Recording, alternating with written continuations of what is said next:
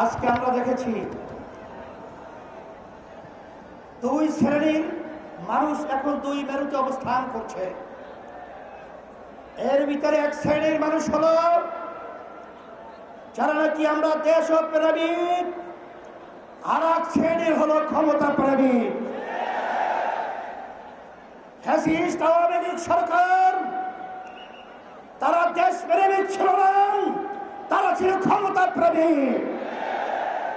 তারা কিন্তু এক পর্যায়ে আমাদের বাংলাদেশ থেকে পালিয়ে কাঁটাতার পার হয়ে ভারতে অবস্থান করছে।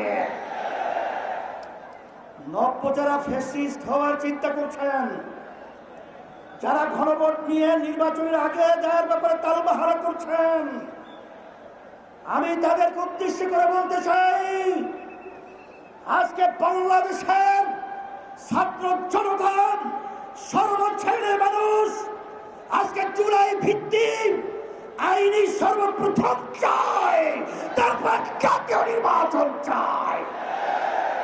কিন্তু আপনারা যদি এই জুলাই সনদ আইনি ভিত্তি দেওয়ার ব্যাপারে দরিবসি করে থাকেন, আমাদের বাংলাদেশের তিন দিকে ভারতের কাঁটাতারের বেড়া, কিন্তু আপনারা পালাবেন কোথায়? আপনাদের জন্য অপেক্ষা করছেন সেই দক্ষিণে বঙ্গোপসাগর। এছাড়া কিন্তু আপনাদের পালাবার কোথাও জায়গা নেই।